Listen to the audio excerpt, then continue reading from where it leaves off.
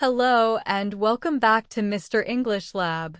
My name is Laura, and I'm here to guide you on your journey to clear, confident, and natural English. If you're new here, make sure to hit the subscribe button so you never miss a lesson. Your support truly helps this channel grow. Alright, take a deep breath, relax, and let's begin today's session. I want to take you into a quiet moment. A moment that feels soft like early morning light. A moment where a simple conversation can open a door inside your mind and show you something deep about life. Today, we begin in a small cafe at the corner of a peaceful street, where the sound of the world feels gentle, almost sleepy, and the only noise is the quiet hum of a coffee machine and the low music that plays in the background. I want you to imagine yourself walking inside this cafe on a day when you feel a little tired, a little unsure about where your life is going, or maybe just unsure about what the day will bring. You enter because you need a break, because your mind feels full, because something inside you wants a moment of stillness, even if you cannot explain why. And as you walk in, you notice a person sitting alone at a small wooden table near the window. An older man with kind eyes and a gentle smile, someone who looks like he has lived many stories, but still carries a very calm heart. He looks at you and nods as if he has been expecting you, even though you have never met him before. You sit down near him because the world feels strangely heavy today, and maybe you want to feel less alone in this moment. The man lifts his cup of tea and says, in a slow, warm voice, "You look like someone who has been thinking too much." And even though the sentence is simple, you feel something inside you soften, because yes, it is true, you have been thinking too much. Life feels full of questions that do not have easy answers. You sit down, and he asks if you want to talk. You say yes, even though you are not sure what you want to say. He asks, why do we always carry so many thoughts? Why don't we let the mind rest sometimes? His voice is slow and peaceful, and it feels like you are listening to someone who understands human feelings more deeply than most people. The man takes a breath, looks out the window, and says, life is not heavy by itself. Life becomes heavy when we carry things that are not ours to carry.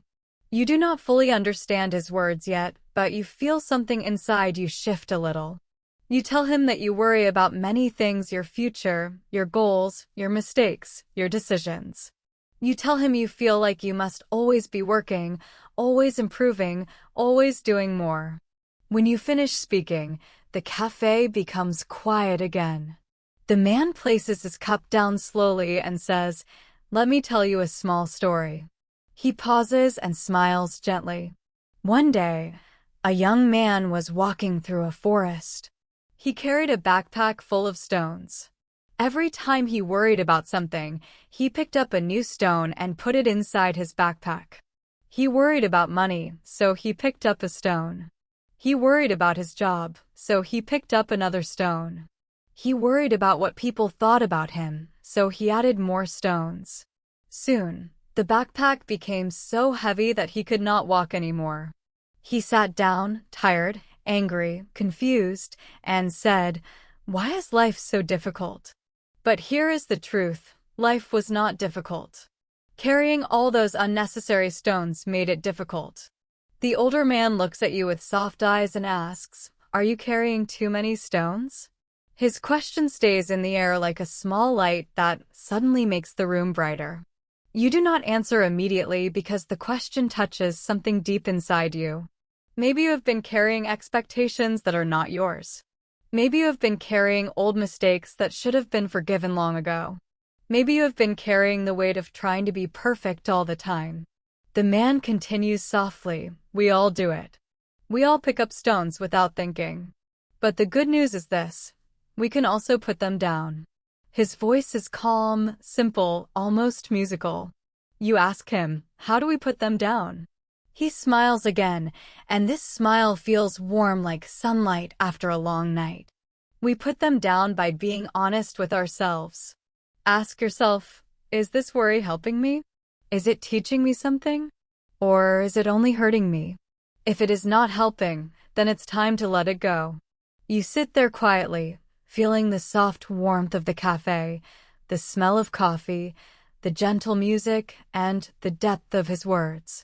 You realize that you have been carrying many stones, some small, some big, some from years ago, some from yesterday, some that were never yours in the first place. The man takes another sip of his tea, then puts the cup down and leans back in his chair. Life, he says, is like walking through a long road. If we carry unnecessary stones, we get tired too quickly. But if we walk lightly, we discover that the journey is beautiful. You feel something inside your chest open, like a heavy door slowly unlocking. His voice is peaceful, slow, and every sentence he speaks feels like a gentle wind that clears the dust inside your mind. You ask him if he ever carried too many stones in his life. He laughs softly and nods. Of course. When I was young, I carried stones made of fear. Fear of failure. Fear of not being enough. Fear of disappointing others. But one day, I understood that fear does not protect us. It only stops us from living. You listen carefully. You want to understand. You want to learn. He continues, fear is loud. But truth is quiet. Fear pushes. Truth guides. His voice becomes even slower, even softer. And the truth is this: you deserve to walk lightly. You deserve to breathe without feeling pressure. You deserve to live without fear. For a moment, you cannot speak. You feel your throat tighten because his words touch something you usually keep hidden. Maybe you never give yourself permission to rest. Maybe you feel like you must always carry more, do more, be more. But now, as you sit in this small cafe with this stranger who feels strangely familiar, you feel seen, understood, almost comforted. The man looks at you again, his eyes gentle like calm water. Let me ask you something, he says. If you could put down one stone today, just one, what would it be? You think for a moment. Maybe it's self-doubt. Maybe it's pressure. Maybe it's the fear of making the wrong choice. You tell him your answer quietly. He nods slowly and says, good. That is where healing begins. Not by solving everything at once, but by choosing one stone to put down. The cafe suddenly feels brighter. Maybe it's the sunlight coming through the window, or maybe it's something warm inside you that has finally started to wake up. The man finishes his tea and stands up, preparing to leave. But before he does, he looks at you and says, you came here with a heavy heart, but you will leave lighter. Remember this: the world is easier to walk through when your hands are not full of stones. He smiles one last time and slowly walks out of the cafe, disappearing into the gentle light outside. You sit there for a long moment, breathing slowly, feeling your shoulders relax in a way they have not relaxed in a long time. You realize that life is not only about what we carry. It is also about what we choose to let go. You stand up, feeling calmer, clearer, and somehow more open to the day ahead. As you step outside, you whisper to yourself, I will walk lightly today. And your heart feels just a little freer. This is the takeaway you keep with you, the quiet lesson from a quiet cafe. When life feels heavy, maybe it's time to put down some stones. Later that same week, you find yourself walking slowly through the quiet streets of your city at night, not because you plan to, but because your mind feels restless again, full of thoughts that move in circles and never stop. The night air is cool, soft against your face, and the streetlights shine like small islands of gold in the darkness. As you walk, you hear the sound of your footsteps on the pavement, steady and slow, almost like a rhythm that matches the beat of your heart. You do not know where you are going, and maybe that is the point. Sometimes the mind needs a walk when the heart feels too full. You turn a corner, and suddenly you see someone sitting on a bench under a streetlight. It is a woman, maybe in her 50s, with long dark hair tied loosely behind her back. She is looking up at the sky, at the stars that are barely visible tonight, and there is something gentle in the way she looks at the world, as if she is not just seeing the sky but listening to it. You slow down without thinking, because something about her presence feels peaceful, almost comforting. When she notices you, she gives a soft smile and says, "Beautiful night, isn't it?" Her voice is calm, warm, and slow, like someone who has lived many nights like this and understands the quiet stories they carry. You nod and sit down a small distance away, not too close, but close enough that the moment feels shared. For a while, neither of you speak. You just breathe in the cool air and listen to the low sound of the wind. Then she says, "You look like someone who is carrying a question." And once again, just like in the cafe, a stranger sees something inside you without needing to know your name or your story. You take a breath and tell her that yes, you do have a question, but you do not know how to say it. She laughs softly and says, "Then let's talk until the question appears." Her words are simple but kind, and you feel yourself relax a little. You tell her that you have been thinking a lot about your life, your choices, your mistakes, your future. You tell her that sometimes you feel lost, like you are walking through fog, unable to see where the path is going. She listens without interrupting, without giving advice too quickly, without trying to fix anything. She listens the way a good storyteller listens, with her heart open. After a moment, she says, "You know, when I was younger, I always thought life was supposed to follow a straight line. You choose a path, you walk on it, and everything makes sense. But life doesn't move like that. Life moves like a river." She looks up at the sky again and continues, "Rivers do not move in straight lines. They turn. They twist. They slow down. They rush forward. They rise and fall. But they always flow forward, even when the direction changes." Her voice is quiet but steady, and you feel her words sink into you like a slow, warm light. You ask her what she means by life being like a river. She smiles again, a soft smile that feels full of stories.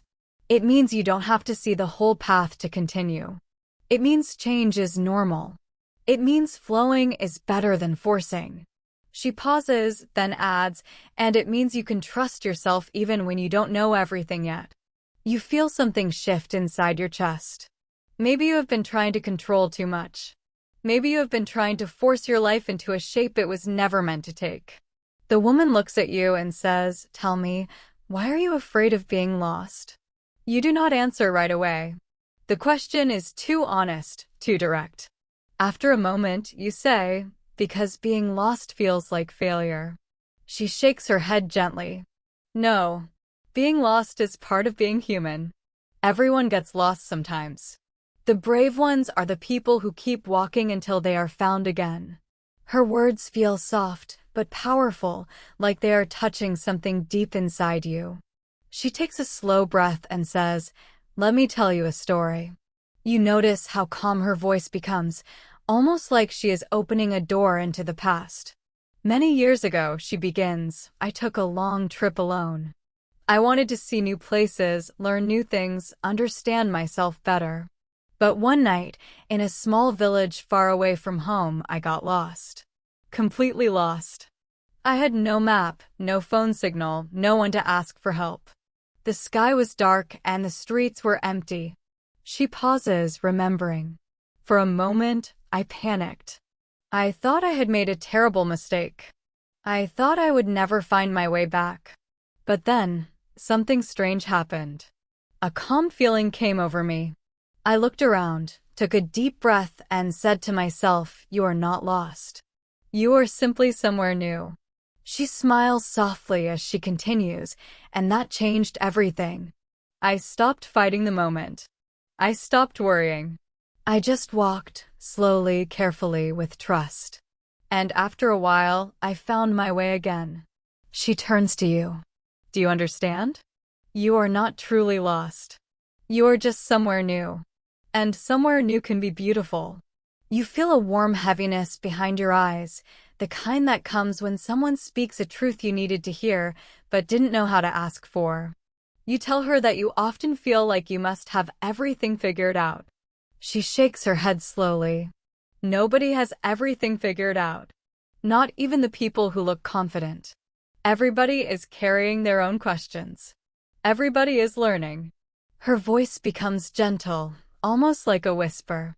Life is not about having the perfect plan. Life is about walking forward with an open heart. The wind blows softly, brushing the leaves along the sidewalk. She pulls her coat a little tighter around her shoulders, but continues speaking. The river of life moves on its own. You just have to follow its flow. You look at her and ask, how do you follow the flow? She smiles, and her eyes shine with a quiet kind of wisdom. You follow the flow by listening to yourself, to the world, to the moments life gives you. You follow the flow by letting go of the need to control everything. And you follow the flow by trusting that you will figure things out step by step. You nod slowly, taking in her words. She continues, deep life lessons don't appear when everything is easy. They come when we are confused, when we are afraid, when we feel lost. Those moments are not signs of weakness. They are invitations to grow. She looks up again at the sky. You are growing. Maybe you don't see it yet, but you are. Something warm spreads through your chest, like a soft light waking up inside you. You ask her if she ever feels lost anymore. She laughs lightly. Of course. Everyone does. But now, when I feel lost, I don't fight it. I breathe. I stay calm. I remind myself that the river will carry me forward. She turns to you again. And it will carry you too. You sit in silence for a moment, feeling the gentle rhythm of her words. The night feels softer now, the air warmer, the world a little kinder. You realize that maybe being lost is not a problem. Maybe being lost is the beginning of something new, something important, something that will shape you in ways you cannot yet understand. After a quiet minute, the woman stands up. She brushes the bench with her hand and smiles once more. I should go, she says softly. But before I leave, I want to ask you something. You nod. She looks at you with warm, steady eyes and asks, if being lost was not a failure, but a chance to begin again, what would you do next? Her question stays in the air, bright and alive. You do not answer out loud, but your heart answers. You feel something open inside you, like a door you did not know was locked. She nods, as if she can sense your answer without needing to hear it. Then she says, good. Keep walking. Trust the river. And with a small gentle wave, she walks down the street and disappears into the soft glow of the night. You stand up slowly, feeling lighter, calmer, clearer.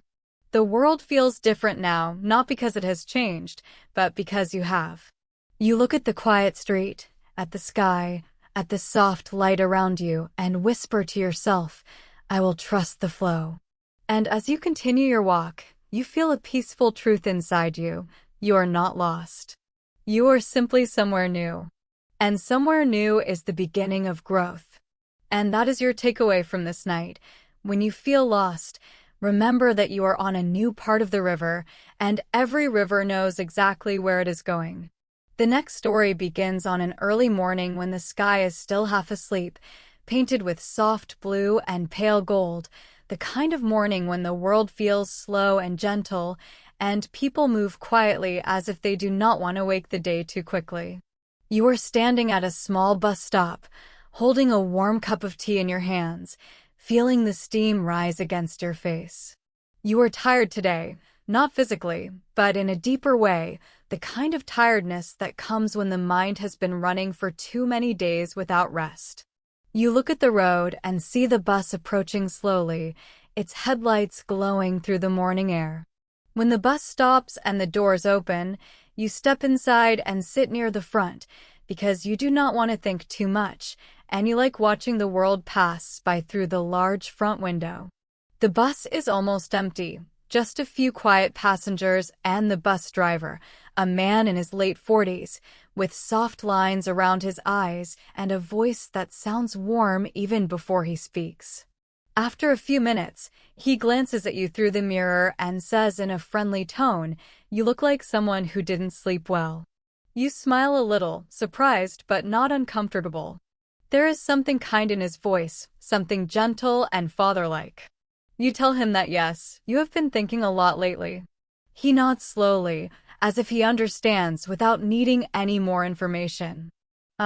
He says, thinking too much is a heavy job. He chuckles quietly, and there is a softness in his laughter that makes you smile too. For a while, the bus moves through the quiet streets, and he does not say anything else. But then, after a long moment, he begins to speak again. His voice is calm, friendly, slow, like someone who has learned to talk with patience. "You know," he says, "I meet many people every day. Some are in a hurry, some are angry, some are sad, some are lost. And I learn something important from watching them." He pauses, checking the road, then continues, "Most people are tired not because of life, but because of the way they carry life." You look up, surprised by the depth of his words. He smiles through the mirror, noticing your reaction. "Let me tell you something," he says. "When I was younger, I thought life was a race. I thought I had to run fast, work hard, get everything right, and prove myself all the time. I thought rest was for weak people." He laughs softly at himself.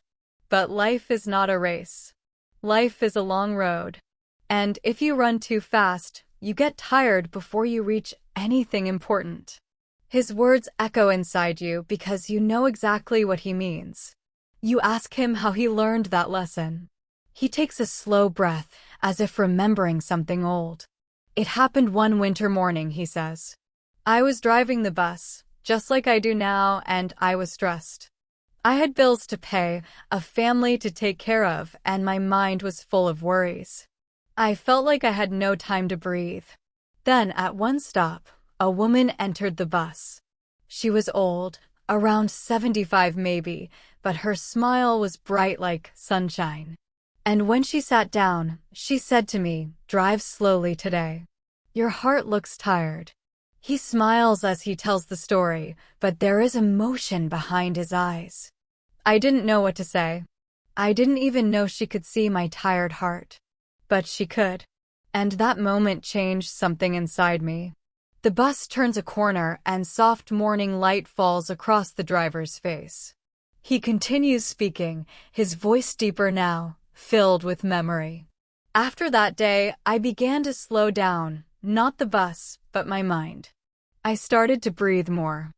I started to take my time.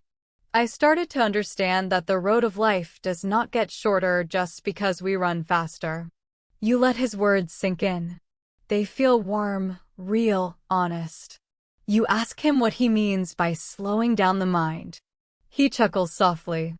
"It means not fighting every thought, not chasing every worry, not trying to solve life like a puzzle in one day." He pauses, then adds gently, "It means letting moments be moments." The bus grows quiet again, almost peaceful. You watch a woman walking her dog, a man unlocking his shop, a child holding his father's hand. The world feels soft, almost kind. The driver speaks again, still in that gentle, steady tone. "You know, people think life lessons come from books or from teachers or from big events. But sometimes the deepest lessons come from small moments with strangers." You nod, understanding exactly what he means, because you have been living those kinds of moments recently.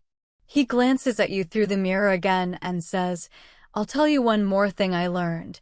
People carry too much pressure. They believe they must be strong every day, perfect every day. But that is not human. Humans are meant to grow SL." His words feel like a warm blanket around your tired heart. You tell him that you often feel pressure to achieve, to succeed, to be better. He nods gently as if he expected your answer. "Pressure is like wind," he says. "A little wind can help you move forward, but too much wind can push you down." He pauses and adds, "The trick is not to stop the wind. The trick is to learn how to walk in it." You think about that. You think about the times you pushed yourself too hard, the nights you stayed awake worrying, the days you felt guilty for resting. The driver continues, "You know what I tell myself now when I start to feel overwhelmed? I say, I'm doing the best I can today. And that is enough." His voice is steady, full of sincerity. Because doing your best does not mean being perfect. It means showing up with the heart you have on that day. Something opens inside your chest, like a window letting in fresh air. You ask him if he ever feels like he is not doing enough. He smiles gently. "Oh yes, many times. But then I remind myself that life is not measured by how fast I move, but by how present I am." He continues driving, the road stretching quietly ahead. "People forget to be present," he says softly. "They worry about tomorrow. They regret yesterday. And they miss the only moment they truly have, this one." His voice slows even more, as if he wants the words to stay with you. Right now is the only place where life actually happens. You breathe deeply, feeling the truth of his words. The world outside the window begins to wake up, sun touching rooftops, birds flying low across the sky, small shops opening their doors. The driver continues speaking, almost whispering now, so when life feels heavy, don't run. Don't fight. Just slow down. Breathe. Look around. Be here. Then he smiles. You'd be surprised how light life becomes when you stop trying to carry it all at once. You sit quietly, absorbing every word. The morning feels brighter. Your chest feels softer. Your mind, for the first time in days, feels a little calmer.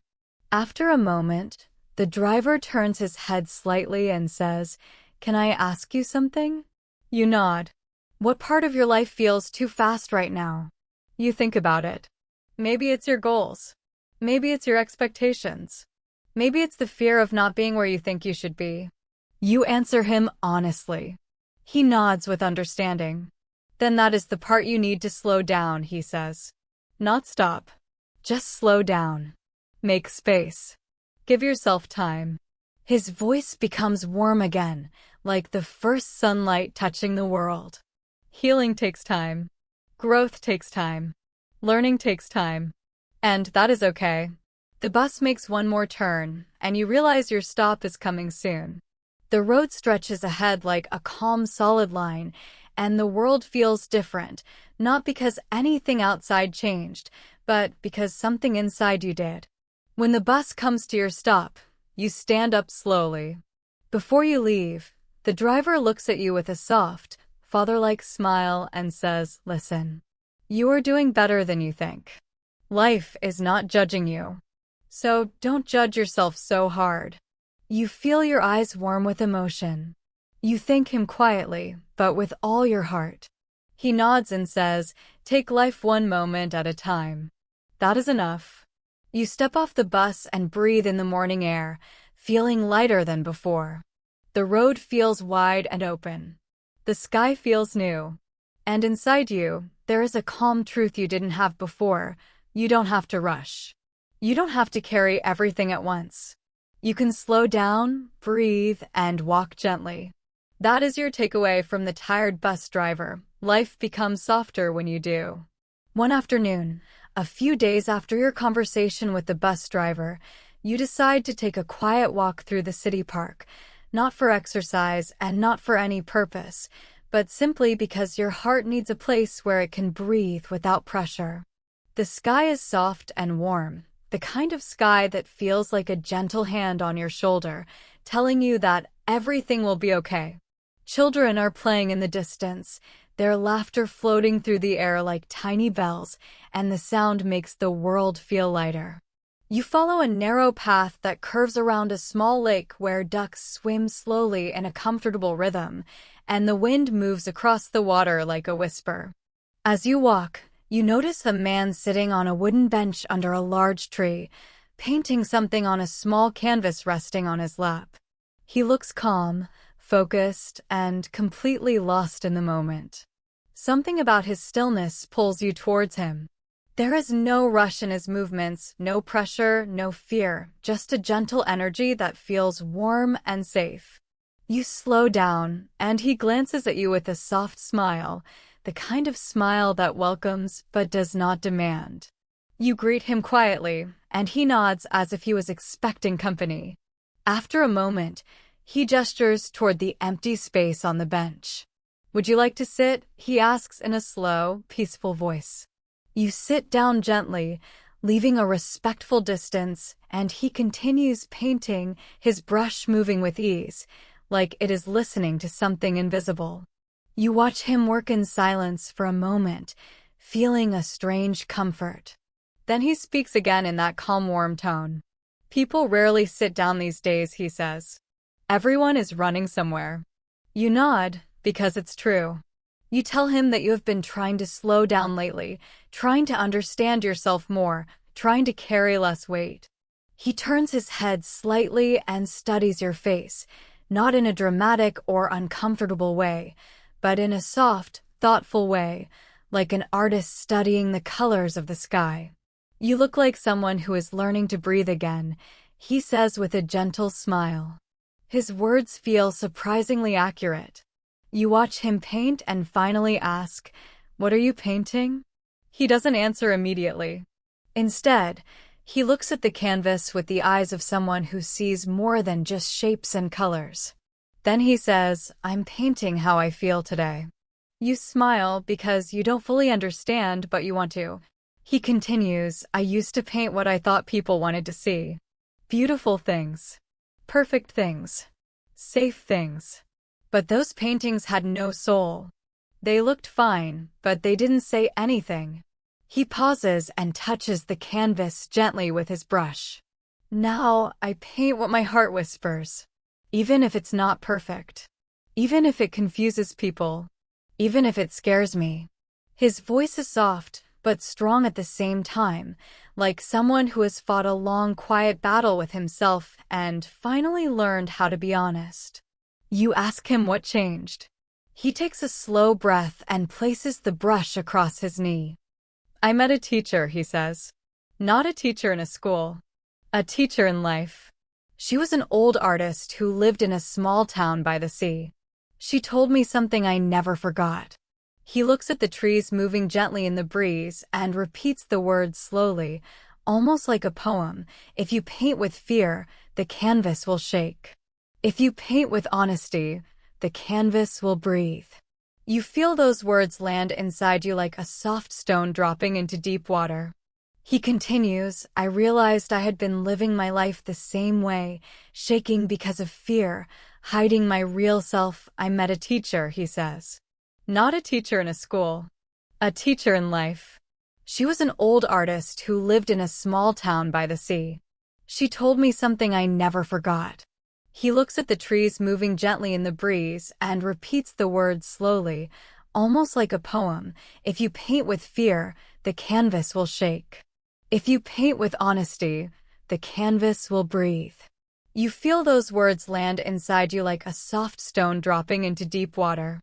He continues, "I realized I had been living my life the same way, shaking because of fear, hiding my real self." There is a moment in every journey when the world feels a little bigger, a little wider, and your heart begins to notice new parts of itself, parts that were quiet before, parts that are now waking up gently like morning light touching the edge of a window. A few days after you met the quiet artist in the park, you find yourself climbing the stairs of an old apartment building. You don't know exactly why you want to go to the rooftop. You just feel like the sky is calling you, like you need a place where your thoughts can stretch without hitting walls. The stairway is narrow and warm, filled with the soft echo of your steps. When you reach the door at the top, you push it open and step out into the cool evening air. The city is glowing below you, lights flickering inside small windows, cars moving like tiny glowing insects, and the sky turning a deep shade of purple as the sun slowly disappears behind the buildings. You walk toward the edge, breathing in the fresh air, feeling it fill your chest with something light and new.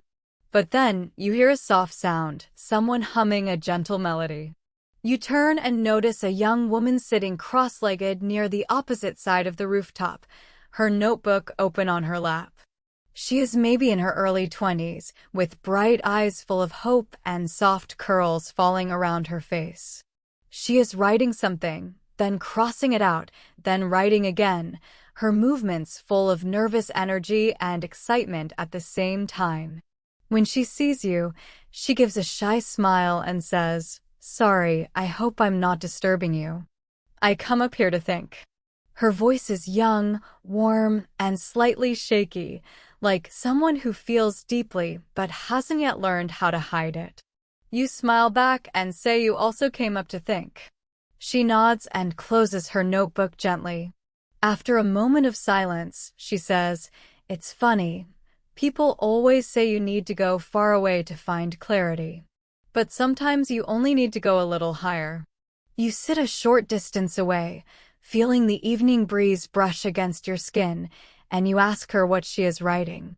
She hesitates, then opens her notebook slowly, revealing pages full of ideas, short sentences, dreams, questions, fears, hopes, small drawings in the margins.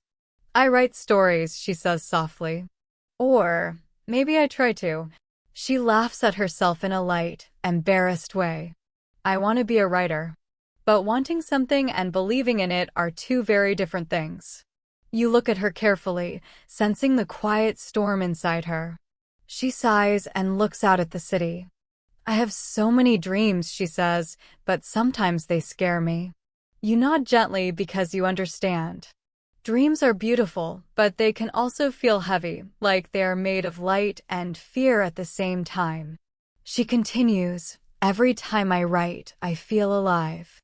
But then a voice inside me says, 'Who do you think you are? You're not good enough. You don't know enough. You're not ready.'" Her voice cracks slightly on the last word. "Ready," she says again, softer now, almost whispering. "I don't think I'll ever feel ready."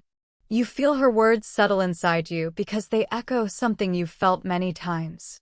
You ask her what she is most afraid of. She closes her eyes for a moment, as if searching inside herself. "I'm afraid of failing," she says quietly. "I'm afraid of writing something bad. I'm afraid people will laugh. I'm afraid I'll disappoint myself." Then she adds, even softer, "And I'm afraid that my dreams are too big for someone like me." The wind moves gently around you, almost like it wants to comfort her. You tell her that everyone feels that way sometimes. She turns her head toward you with a surprised look, like she didn't expect someone to understand so easily. "Do you ever feel scared of your dreams?" she asks. You breathe deeply and tell her yes, more times than you can count. Her eyes soften, and she nods, relieved to know she is not alone. After a long, quiet moment, she says, "Let me tell you something my grandmother told me before she passed away." Her voice becomes soft and tender. She said, "You don't choose your dreams. Your dreams choose you." She looks down at her notebook and smiles sadly. "And sometimes I wonder why mine chose me." You ask her what kind of story she wants to write. Her eyes light up with sudden brightness, like a small flame waking up. "Stories about people," she says. "Stories about growing. Stories about healing. Stories about finding courage." She laughs softly. "Maybe because I'm trying to find my own courage." Her honesty feels warm and raw. You ask her what courage means to her. She thinks for a moment. "Courage," she says slowly, "means trying even when you're scared. It means letting your heart speak even when your voice shakes." She smiles shyly. "It means loving your dream enough to risk being imperfect." Something about that sentence feels incredibly pure, almost sacred. You ask her if her family supports her dreams. She hesitates, then shrugs. "They want me to be safe. They want me to have a stable job, a normal life, something predictable. They think writing is a hobby." She looks up at the sky and sighs. "They're not wrong. Writing is not safe. Dreams are not safe. Being yourself is not safe. Then she adds softly, but not being yourself, that hurts more. You feel a quiet heaviness in the air, but not a sad heaviness, more like the weight of truth. She continues, sometimes I feel torn between the life I want and the life other people want for me. She hugs her knees close to her chest. Have you ever felt that way? You nod because you understand too well. She lets out a long breath and says, you know what scares me the most? Not failing. Not being criticized. Not being judged. She looks straight at you with honest eyes. What scares me most is waking up one day and realizing I never tried. Those words land inside you like a warm stone, full of weight and meaning. She looks down at her notebook again. Every time I want to begin, fear stops me. Fear of being average. Fear of being nothing special. She presses her lips together nervously. Do you think everyone starts out not knowing what they're doing? You smile gently. And tell her the truth, yes. Everyone begins confused. Everyone begins afraid. Everyone begins imperfect. She nods slowly, taking that in like a small medicine for her heart. After a moment, she says, can I tell you the real reason I write? You nod. She closes her eyes like she is opening a deep door inside herself. I write because there are feelings inside me I cannot say out loud. Feelings that are too big for my mouth but small enough for my pen. She laughs softly at how dramatic that sounds, but you see the truth in her eyes. Writing helps me breathe, she says. It helps me understand myself. It helps me feel less alone. She opens her notebook again and lets the pages move lightly in the breeze. I think dreams are like wings, she says kindly. They are not there to decorate us. They are there to lift us. She looks at you again, her eyes full of quiet fire. What lifts you? The question surprises you. You think for a moment. Maybe it's connection. Maybe it's learning. Maybe it's moments like this, small conversations that leave big marks. You give her your answer softly, and she smiles with genuine warmth. That's beautiful, she says. I think everyone needs something that lifts them. The evening sky deepens, turning a dark, rich shade of blue. The first stars begin to appear, tiny lights in a huge universe. She stares at them with wonder. I like to come up here, she says, because when I look at the stars, I remember that big dreams are not strange. The universe itself is full of impossible things. The breeze grows cooler, and you pull your jacket closer. She closes her notebook gently and holds it with both hands. Do you want to know what I wrote today? You nod. She opens the notebook to a fresh page and reads quietly, I am scared. But I want to try. I don't want to be perfect. I just want to be brave. She closes the notebook quickly, embarrassed, but you tell her the words are beautiful. She blushes but smiles anyway. After a moment, she says, can I tell you something else my grandmother used to say? You nod. She whispers softly, she said, dreams don't grow in the dark. You must bring them into the light. Those words settle inside you like a soft flame. You ask her what her next step will be. She looks at her notebook, hugs it to her chest, and says, I think I will start writing a little every day. Even if it's bad. Even if I'm scared. Even if it's messy. I will start. Then she looks at you with hopeful eyes. And what about you? What small step will you take toward your own truth? You think about it. You think about everything you've learned from the strangers you've met, the cafe man, the night walker, the bus driver, the quiet artist, and now this young dreamer. You answer her softly, honestly. She nods like your answer matters deeply to her. A gentle silence fills the rooftop. The city lights flicker. The sky grows darker. She stands up slowly and holds her notebook close.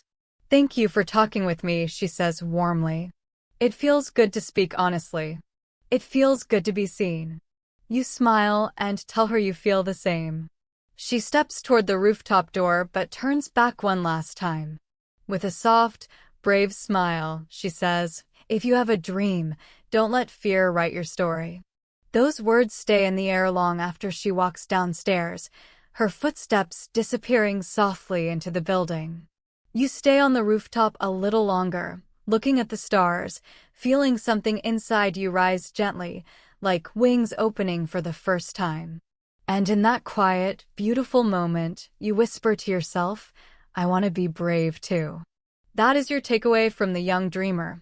Your dreams chose you for a reason, so let them lift you, even if your voice shakes in the beginning.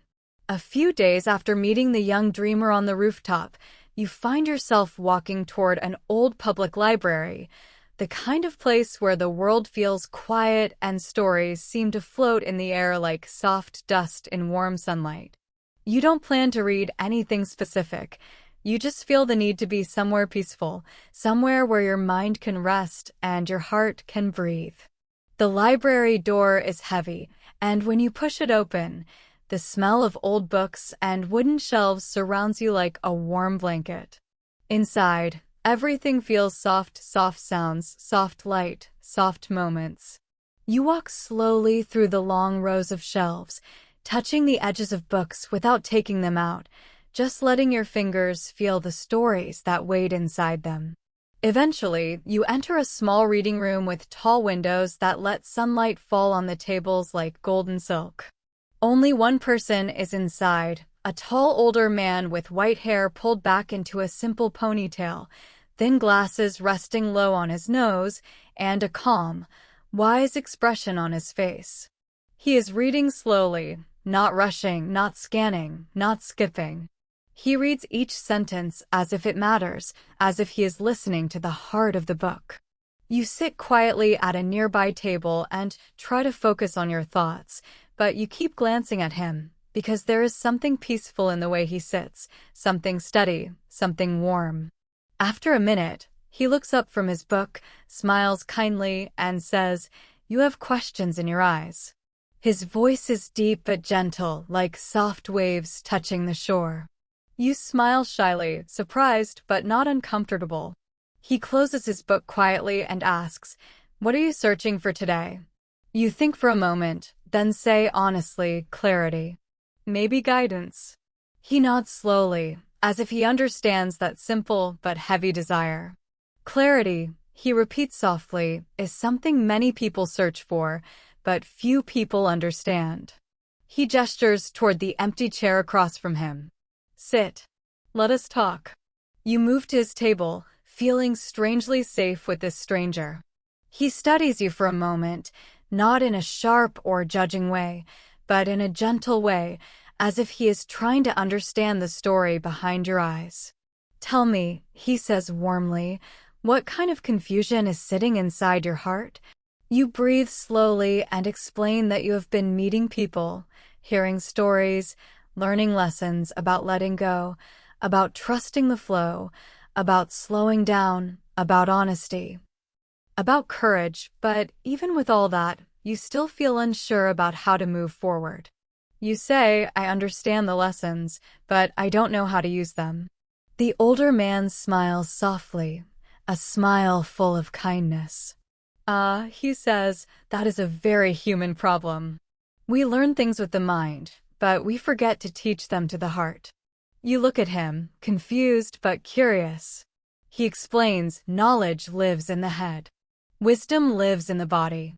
And understanding lives in the heart. The mind hears words. The heart feels truth. You have been collecting beautiful lessons, but you have not let them sink deeper yet. His voice is slow, gentle, almost like a story itself. You ask him how to let lessons sink deeper. He leans back in his chair and says, "By living them. By practicing them. By walking with them." He taps the cover of his book lightly. Reading about swimming is not the same as touching the water. You nod slowly, letting the metaphor settle inside you. He continues, "You do not need more lessons right now. You need application. You need experience. You need action." You look down at your hands and ask, "But how do I take action when I still feel unsure?" He smiles warmly. "You do not need certainty. You only need willingness." His words feel like a small light turning on inside your chest. He continues, "Let me tell you something important. Confusion is not the opposite of clarity. Confusion is the beginning of clarity." That surprises you. He explains, the mind becomes confused when it is ready to grow. Confusion means you are questioning old patterns, old fears, old ways of living. It means something inside you is changing. He closes his book gently and places both hands on the table. Most people panic when they feel confused. They think confusion is a mistake. But confusion is a doorway. He pauses, letting the silence breathe between you. And you, he says kindly, are standing at that doorway right now. You take a deep breath, trying to understand. He continues, "You have learned about letting go of unnecessary weight. You have learned about flowing with life. You have learned about slowing down. You have learned about honesty. You have learned about courage." His voice becomes softer. Now the question is, what will you do with these lessons? You swallow gently, feeling the weight of his question. "I don't know," you say honestly. He nods. "Good. That means you are honest with yourself. Honesty is the beginning." Then he folds his hands and leans forward slightly. "Let me ask you something. What do you want most right now, not in life, not in the future, but in this moment?" The question feels unexpectedly heavy. You close your eyes for a moment and listen to your inner voice, the quiet one. When you open your eyes, you tell him. He nods deeply, his expression full of understanding. "Then that is your starting point," he says. "Not tomorrow. Not next year. Not someday. That desire, that truth, that quiet wish in your heart, that is where your path begins." He sits back and continues with calm wisdom. People often look far for their purpose. But purpose is not far. Purpose is close. It is inside you right now. You ask him how he became so wise. He laughs softly, a warm, gentle laugh. "Oh, I am not wise," he says. "I am simply old." Then he adds, "Age gives you two gifts, time and mistakes. And from those two things, wisdom slowly grows." His eyes soften. "I made many mistakes in my life. I chased the wrong things. I ignored my heart. I hid from my truth. I lived for others before I learned to live for myself." He pauses, his voice calm but full of history. "But every mistake taught me something. Every wrong turn showed me a truth. And every moment of confusion brought me closer to clarity." You feel a warm wave of respect for him. He opens his book slightly and shows you a page with a handwritten note in the margin. It says, "Begin small. Begin now." "This," he says, "is the advice someone once gave me when I was lost like you." You ask him why beginning small is important. He tilts his head gently. "Because small steps build trust. And trust builds confidence. And confidence builds courage. And courage carries you through fear." He places the book back on the table. People dream big but start big. That is why they fail. Big beginnings are heavy. Small beginnings are possible. You lean forward, listening closely. He adds, "What is one small step you can take today toward the life you want?" You think deeply. You give him your answer. He smiles kindly. "Good," he says. "Then do that. Not tomorrow. Today." He stands up slowly, stretching his back gently. "And remember something important," he says softly. "Life is not learned through thinking. Life is learned through living." He walks toward one of the tall windows and looks outside at the warm light falling across the garden. "You are not lost," he says without turning. "You are preparing." He turns back to you, his eyes bright with gentle wisdom. Preparation feels like confusion, but it is really transformation. You feel your breath deepen, your shoulders soften, your heart open a little more. He walks back toward you and places a hand lightly on your shoulder. "You are on the right path," he says. "Even if you cannot see it yet. Trust the process. Trust your heart. Trust the lessons you've learned." He steps back and picks up his book. Before leaving the room, he turns one last time and says, "Your story is beginning. Don't rush it. Let it unfold with patience, courage, and honesty." And then he walks away slowly, disappearing between the tall shelves of books. You sit alone for a moment, feeling the quiet around you, feeling something shift inside you, a soft clarity, a gentle understanding, a new sense of direction. You whisper to yourself, "Begin small. Begin now." And in that moment, you feel the truth of everything you have learned from the strangers on your journey. That is your takeaway from the Elder Mentor.